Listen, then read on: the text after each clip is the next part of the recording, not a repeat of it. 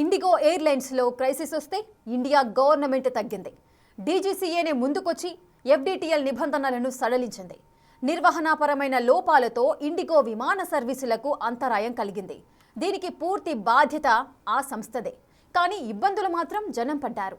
విమర్శల్ని ప్రభుత్వం ఎదుర్కోవాల్సి వచ్చింది. ఎయిర్లైన్స్ బిజినెస్ మార్కెట్లో ఎవరో ఒకరే మార్కెట్ లీడర్గా ఎదిగితే సీన్ ఇలా ఉంటుందా? ఇండిగో సంక్షోభం ఇంట్రెస్టింగ్ పాఠం ఏంటి?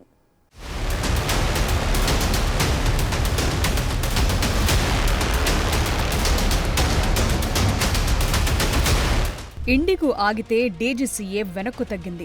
ఇండిగో క్రైసిస్ కి చెక్ పెట్టేలా నిబంధనల్ని సవరించింది. ఓ ప్రైవేట్ ఎయిర్లైన్స్ లో సంక్షోభం తలెత్తితే జనం అనేక అవస్థలు పడ్డారు. ప్రభుత్వం అనేక విమర్శలు ఎదుర్కొంది. చివరికి ఈ సమస్యకు చెక్ పెట్టేందుకు ప్రభుత్వ వ్యవస్థలే దిగిరావాల్సొచ్చింది. ఈ పరిణామం ఇప్పుడు కొత్త చర్చకు దారితీసింది. ఇక్కడ కొత్త ఎఫ్డీటీఎల్ నిబంధనల్ని అమల్లోకి తీసుకురావటంలో తప్పేమీ లేదు. వాటికనుగుణంగా ఇండిగో ఎయిర్లైన్స్ సిద్ధం కాకపోవటం వల్లే ఫ్లైట్ సర్వీసుల్లో అంతరాయం తలెత్తింది. ఈ పరిస్థితికి పూర్తిగా ఇండిగో సంస్థే కారణమైనా ఏమీ చెయ్యలేని పరిస్థితి నెలకొంది. వేలాది మంది ప్రయాణికుల పడిగాపులను, అవస్థలను దృష్టిలో ఉంచుకుని డీజీసీఏనే కాస్త తగ్గి రూల్స్ ని సడలించాల్సి వచ్చింది. 4 రోజులవుతున్నా ఇండిగో విమాన సర్వీసుల్లో ఎలాంటి మార్పు లేదు. ఫలితంగా ప్రయాణికులు తీవ్ర అవస్థలు పడుతున్నారు. శుక్రవారం కూడా 400కు పైగా విమాన సర్వీసులను ఇండిగో రద్దు చేసింది. ఈ క్రమంలో director general of civil aviation కీలక నిర్ణయం తీసుకుంది. పైలట్ల విధులకు సంబంధించి ఇండిగోతో పాటు ఇతర ఎయిర్లైన్ సంస్థలకు ఊరట కల్పించేలా నిబంధనలను కాస్త సడలించింది. పైలట్ల వీక్లీ రెస్ట్ నిబంధనల్లో మార్పులు చేసింది.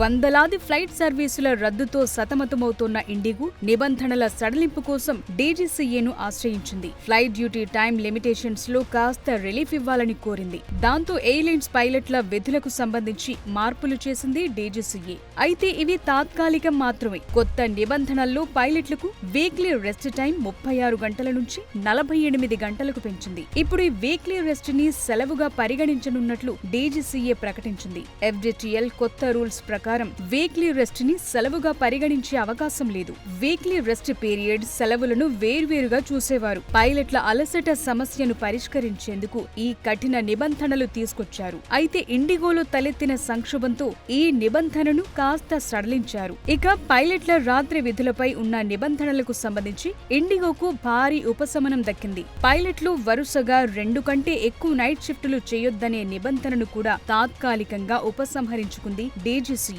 ఇండిగో విమానయాన సంస్థకు చెందిన పైలట్లు వారంలో 6 నైట్ డ్యూటీలు నిర్వహించే అవకాశాన్ని కల్పించింది. ప్రస్తుత గందరగోళాన్ని నివారించేందుకు ఈ నిర్ణయం తీసుకున్నట్లు డీజీసీఏ తెలిపింది. ఈ మినహాయింపులు వచ్చే ఏడాది ఫిబ్రవరి 10వ తేదీ వరకు అమల్లో ఉంటాయి.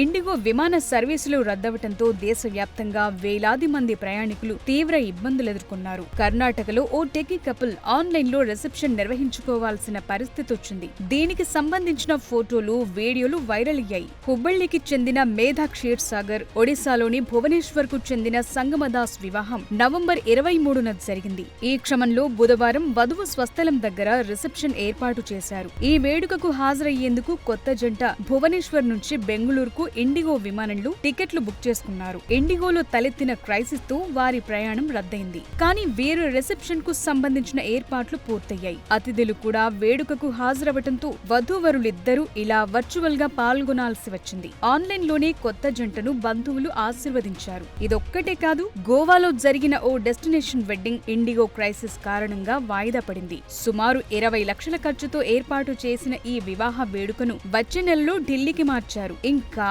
ఎంతో మంది తమ ఫ్యామిలీని కలుసుకునేందుకు వెళ్లాలనుకున్న వాళ్లంతా ఎయిర్పోర్టుల్లోనే గంటల తరబడి ఎదురు చూడాల్సి వచ్చింది. చివరకు వారి టూర్ రద్దయిపోయింది. ఎంతో మంది ఇతర నగరాల్లో ఇంటర్వ్యూలు మిస్ అయ్యారు. ఎందరో వ్యాపారులు తమ బిజినెస్ ట్రిప్స్ ని కోల్పోయారు. ఫ్లైట్స్ రద్దుకు సంబంధించి సరైన సమాచారం లేక ఏం చేయాలో తెలియక గందరగోళానికి గురయ్యారు. సాయంత్రం 5ంటికి ఉందండి. సో 7 o'clock రీచ్ అవుతాం అనుకున్నాం. బట్ ఇప్పుడు వాళ్ళు చెప్పారు ఇట్లా మిడ్ నైట్ వరకు ఫ్లైట్స్ ఏమి లేవు. సో మళ్ళీ కౌంటర్లో వెళ్ళి అడిగితే వాళ్ళు ఏం చెప్పారంటే ఇట్లా 2 days వరకు ఏం ఫ్లైట్స్ ఉండవని అన్నారు. సో అప్పుడు వేరే ఆల్టర్నేటివ్స్ ఉన్నాయని చూసుకున్నాం. మీరు రేపు ఏ టైంకి అక్కడ మీకు ఎగ్జామ్ కూడా ఉందని చెప్తున్నారు? ఎన్ని గంటలకు ఎగ్జామ్ ఉంది? అది ఉందండి.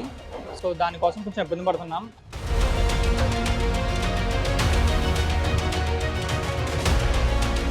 ఇండిగో ఫ్లైట్స్ రద్దవటంతో చాలా మంది ప్రయాణికులు ఇతర ఎయిర్లైన్స్ సంస్థల్లో అత్యధిక రేట్లకు టికెట్లు కొనాల్సిన పరిస్థితి వచ్చింది. ఇండిగో దెబ్బతో కొన్ని రూట్లలో ఫ్లైట్ టికెట్ రేట్లు సాధారణం కంటే 2-3 రెట్లు పెరిగాయి. ఎయిర్పోర్టుల్లో చెక్ ఇన్ చేసిన ప్రయాణికులు తమ లగేజ్ దొరక్క రోజుల పాటు ఇబ్బంది పడ్డారు. చాలా ఎయిర్పోర్టుల్లో ఇండిగో ప్యాసింజర్లకు ఆహారం, నీరు కూడా సరిగా అందక అవస్థలు పడ్డారు. సరైన చోటు లేక నేలపైనే నిద్రించాల్సిన పరిస్థితి ఏర్పడింది. ఇండిగో ఇంటర్నేషనల్ ఫ్లైట్లలో విదేశాలకు వెళ్లాల్సిన పరిస్థితి అయితే మరీ దారుణంగా ఉంది. ఎంతో మంది ముందే షెడ్యూల్ చేసి పెట్టుకున్న తమ పనుల్ని మళ్లీ వాయిదా వేసుకోవాల్సిన పరిస్థితులొచ్చాయి. ఇండిగో ఎయిర్లైన్స్ లో తలెత్తిన సంక్షోభం వేలాది మంది ప్రయాణికులకు చుక్కలు చూపించింది.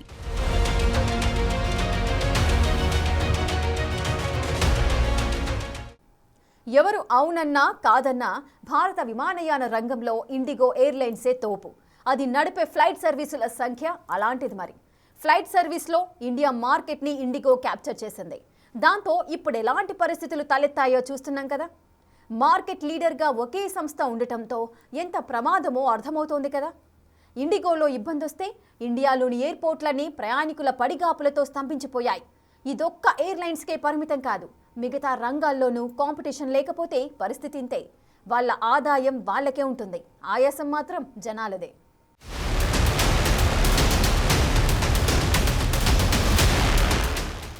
ఆదాయం వారిది, ఆయాసం మనది.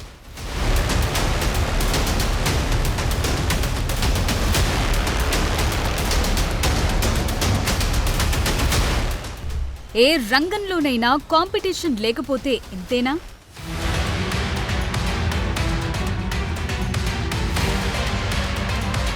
ఇండిగో ఎయిర్లైన్స్ సంక్షోభం ఇండియన్ ఏవియేషన్ మార్కెట్ డైనమిక్స్ ని మార్చేసింది. ఒకే సంస్థ మార్కెట్లో ఆధిపత్యం వహించడం వల్ల తలెత్తే పరిణామాలు ఎలా ఉంటాయో అందరి కళ్లకు కట్టింది. భారతీయ విమానయాన రంగంలో ఇండిగో ఓ బ్రాండ్ గా సెటిల్ అయింది. దాదాపు 60% పైగా మార్కెట్ వాటాతో తిరుగులేని మార్కెట్ లీడర్ గా అవతరించింది. తాజాగా ఇండిగోలో తలెత్తిన సంక్షోభం, వందలాది ఫ్లైట్ సర్వీసుల రద్దు లాంటివి చూశాక అనేక ప్రశ్నలు తలెత్తుతున్నాయి. ఇండిగో లాంటి సంస్థ అత్యధిక సర్వీసులను నడుపుతున్నప్పుడు అందుకు తగ్గట్లుగానే సిబ్బంది ఉండాలి. డీజీసీఏ రూల్స్ కి తగ్గట్లుగా సంస్థ నడుచుకోవాలి. కానీ ఈ విషయంలో ఇండిగో ఫెయిల్ అయింది. సంస్థ వైఫల్యానికి ప్రయాణికులు తీవ్ర ఇబ్బందులు పడుతున్నారు. ఫలితంగా ప్రభుత్వం తీవ్ర విమర్శలు ఎదుర్కోవాల్సొచ్చింది. ఈ సంక్షోభంలో విమానయాన రంగాన్ని నియంత్రించే డీజీసీఏ తీసుకున్న చర్య అత్యంత చర్చనీయాంశమైంది. ఇండిగో తమ సర్వీసులను పునరుద్ధరించేందుకు వీలుగా తాత్కాలికంగా ఎఫ్డీటీఎల్ రూల్స్ ని సడలించింది. ఇందుకు మార్కెట్లో ఇండిగో ఆధిపత్యమే మేజర్ రీజన్. అది ఫెయిల్ అయితే ఇండియన్ ఏవియేషన్ సిస్టమ్ మొత్తం స్తంభించిపోతుంది. ఒక సంస్థ విఫలమైతే ప్రయాణికులు వెంటనే ఆల్టర్నేట్ సర్వీసులకు మారటం కష్టమవుతుంది. మరి ముఖ్యంగా తక్కువ టికెట్ రేట్లకు ఫ్లైట్ సర్వీసులను నడిపే ఇండిగో సేవలు నిలిచిపోతే మిగతా ఎయిర్లైన్స్ ఆ డిమాండ్ ని తీర్చలేవు. దీనివల్ల టికెట్ రేట్లు పెరుగుతాయి, ప్రయాణికులు మరింత ఇబ్బంది పడతారు. ఇప్పుడు జరుగుతోంది కూడా అదే. అందువల్ల ప్రజలకు మళ్లీ ఇండిగో సేవలు అందుబాటులోకి రావాలంటే డీజీసీఏ నిబంధనల్లో కొన్ని సడలింపులివ్వక తప్పని పరిస్థితి తలెత్తింది. విమానయాన వ్యవస్థ మరింత గందరగోళానికి గురికాకూడదని ఒత్తిడిలోనే ఈ నిర్ణయం తీసుకోవాల్సి వచ్చింది. దీనివల్ల అర్థమవుతున్నదేంటంటే ఎయిర్లైన్స్ సేవల్లో ఇండిగో సంస్థ మాత్రమే మేజర్ మార్కెట్ ని క్యాప్చర్ చేయటం వల్ల ఆ సంస్థలో తలెత్తే లోపాలు కూడా ప్రభుత్వంపై ఒత్తిడి తెచ్చే పరిస్థితులు ఎదురవుతున్నాయి.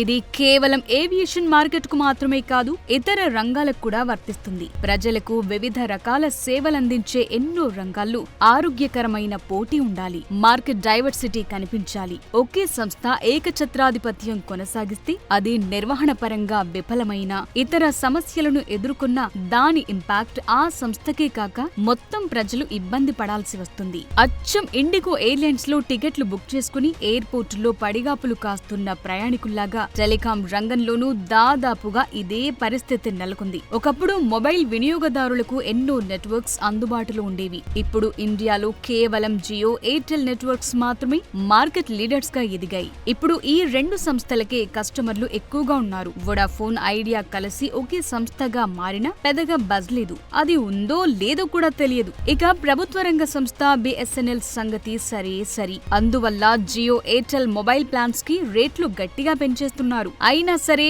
జనాలకు టెలికాంలో మరో ఆప్షన్ లేకుండా పోతోంది.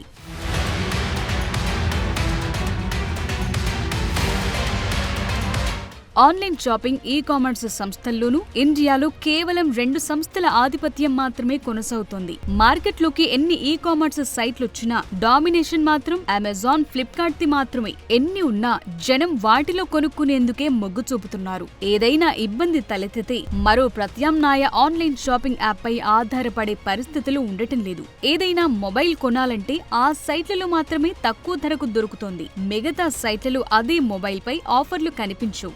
దానివల్ల కస్టమర్లంతా ఈ 2 యాప్స్ మీదే ఆధారపడాల్సి వస్తుంది. ఫిన్టెక్ సంస్థల విషయంలోనూ ఇదే పరిస్థితి కనిపిస్తుంది. యూపీఐ పేమెంట్స్ కి ఎన్ని యాప్స్ అందుబాటులో ఉన్నా మార్కెట్లో జీపే, ఫోన్ పే మాత్రమే ట్రెండింగ్ లో ఉంటాయి. చాలా మంది ఈ 2 యాప్స్ ని ఎక్కువగా వినియోగిస్తుంటారు. సడన్ గా ఏదో ఒక రోజు వేటిలో సర్వర్ డౌన్ అయితే ఇక అంతే సంగతి. దేశవ్యాప్తంగా కొన్ని కోట్ల లావాదేవీలు నిలిచిపోయే పరిస్థితి నెలకొంటుంది. అప్పటికప్పుడు మరో ఫిన్టెక్ యాప్ కి మారేంత టైం ఉండదు. ఈలోపు జరగాల్సిన ఆలస్యం జరిగిపోతుంది. ఇవి మాత్రమే కాదు, ఏ రంగమైనా సరే కాంపిటీషన్ కంపల్సరీగా ఉండాలి. అన్ని రకాల సేవలు అందరికీ అందుబాటులో ఉండాలి. ఏ రంగంలోనూ మోనోపాలీ అనేది కరెక్ట్ కాదనే వాదన ఇండిగో ఇష్యూ తర్వాత బలంగా వినిపిస్తోంది. అందువల్ల మార్కెట్ వాటాని సమతుల్యం చేసేందుకు కొత్త సంస్థలకు ప్రోత్సాహకాలివ్వాలి. చిన్న సంస్థల విస్తరణకు సాయం అందించాలి. అప్పుడే ప్రజలకు ఒకటి కాకపోతే మరొకటి అనే ఆప్షన్ ఉంటుంది. జనానికి ఇబ్బందులు, ప్రభుత్వాలకు నిందలు తప్పుతాయి.